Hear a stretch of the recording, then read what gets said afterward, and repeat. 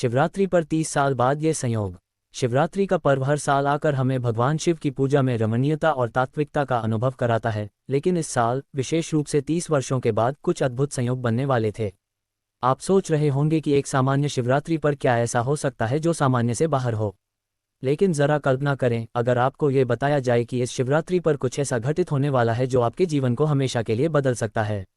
ये कहानी एक ऐसे संयोग के बारे में है जिसे आप जानकर कभी नहीं भूल पाएंगे। आज हम एक ऐसे रहस्यमय और आध्यात्मिक घटनाक्रम की बात करने जा रहे हैं जो आपको मंत्रमुग्ध कर देगा। क्या शिवरात्रि का वह दिन 30 साल बाद आपकी किस्मत बदल सकता है? आइए जानें इस रहस्य को विस्तार से। पहला दृश्य, अंधेरे में गूंजती आवाज। ये शिवरात्रि थी और गांव के मंदिर में हलचल मची हुई थी। पूरे गांव में मानो शिव के भव्य उत्सव की तैयारियां चल रही थीं। लोग पूरे दिन उपवासी रहे और रात्रि का समय जैसे जैसे पास आता गया, उनका उत्साह और विश्वास और बढ़ता गया। हर कोई जानता था कि शिवरात्रि के दिन अगर भक्त सच्चे मन से शिव की पूजा करते हैं तो उनकी जीवन के सारे दुख और समस्याएं दूर हो सकती हैं। लेकिन इस साल का माहौल कुछ अलग था। ये शिवरात्रि साधारण नहीं थी। गांव के एक पुराने मंदिर के अंदर, जहां 30 साल पहले एक अजीब घटना घटित हुई थी, रात के अंधेरे में एक गूंज उठी। वह गूंज धीरे धीरे एक शक्तिशाली आवाज में बदल गई। मंदिर के पुजारी, जो इस घटना के बारे में पहले ही सुने थे, भौंचक्के थे। क्या ये वही घटना थी जो 30 साल पहले घटित हुई थी? क्या शिवरात्रि का वह अद्भुत संयोग फिर से लौट आया था? दूसरी दृश्य, 30 साल पहले की घटना। 30 साल पहले इस गांव में एक ऐसी अनहोनी घटना घटी थी जिसे सुनकर आज भी लोग दंग रह जाते हैं। गांव के सबसे प्रसिद्ध पंडित पम राजेश्वर तिवारी ने एक शिव महायज्ञ का आयोजन किया था। यह यज्ञ एक विशेष संयोग पर आधारित था, क्योंकि उस दिन ग्रहों का और चंद्रमा का स्थान ऐसा था कि यह एक दुर्लभ अवसर था। पम तिवारी ने कई वर्षों तक इस यज्ञ की तैयारी की थी और यज्ञ के दौरान ही उन्होंने आशीर्वाद स्वरूप एक दिव्य संदेश प्राप्त किया था। यज्ञ के बीच में अचानक मंदिर के शिवलिंग से एक दिव्य आभा निकली और गूंजती हुई आवाज सुनाई दी, 30 साल बाद तुम्हारी अगली पीढ़ी इस स्थान पर आएगी और वही संयोग पुनः उत्पन्न होगा। एक बड़ी मुसीबत से बचने के लिए वह समझेगा कि समय के साथ साथ कर्म का प्रभाव और शुद्धता अत्यंत आवश्यक है। जब ये घटना हुई तो पम तिवारी की आंखों में रहस्यमय प्रकाश था, लेकिन उन्होंने ये संदेश किसी से नहीं कहा। केवल वह और कुछ चुनिंदा लोग ही जानते थे कि क्या हुआ था। लेकिन 30 साल बाद वह संयोग पुनः उत्पन्न हो चुका था। वही संदेश अब भविष्य में आने वाली पीढ़ी को पूरा करना था। तीसरी दृश्य, वह युवा लड़का जो सब कुछ बदल सकता था। अब 30 साल बाद उस छोटे से गांव में एक युवक, अर्पित नामक लड़का, निवास कर रहा था। अर्पित के बारे में एक खास बात थी, वह अपनी उम्र से कहीं अधिक समझदार और तीव्र बुद्धि वाला था।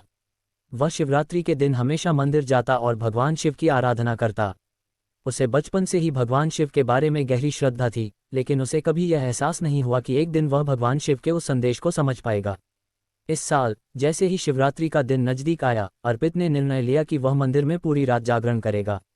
वह इस रात को खास बनाने की कोशिश कर रहा था, लेकिन उसे यह नहीं पता था कि इस शिवरात्रि में उसे एक बड़ा रहस्य उजागर होने वाला था। वह रात आई और मंदिर में ताम झाम का माहौल था। पूरे गांव ने शिवरात्रि की पूजा में भाग लिया, लेकिन अर्पित का ध्यान किसी और ही बात पर था। जैसे ही मध्यरात्रि का समय आया, अर्पित ने मंदिर में प्रवेश किया और शिवलिंग के पास बैठकर ध्यान लगाना शुरू किया। जैसे ही उसने अपनी आंखें बंद की, उसके मन में अचानक उस दिव्य आवाज का स्मरण हुआ जो पम तिवारी ने 30 साल पहले सुनी थी। वह आवाज अब उसके भीतर गूंज रही थी और अर्पित को समझ में आ गया कि वही संदेश अब उसे पूरा करना था। चौथी दृश्य, दिव्य संकेत और संयोग। अर्पित के दिल में एक अजीब सी धड़कन थी, जैसे कुछ बड़ा होने वाला है। उसे ऐसा महसूस हुआ कि वह किसी महत्वपूर्ण स्थान पर खड़ा है और यह स्थान 30 साल पहले पम तिवारी के द्वारा दिए गए संदेश का हिस्सा है। अर्पित ने ध्यान से अपनी आंखें खोलीं और उसकी नज़र शिवलिंग पर पड़ी। अचानक शिवलिंग से एक तीव्र रोशनी का प्रभाव हुआ और वही दिव्य आवाज गूंज उठी, तुमसे ये कार्य लिया जाएगा, तुम ही इस भूमि को बचाओगे। अर्पित के शरीर में कंपन हुआ। उसे समझ आ गया कि उसे क्या करना होगा।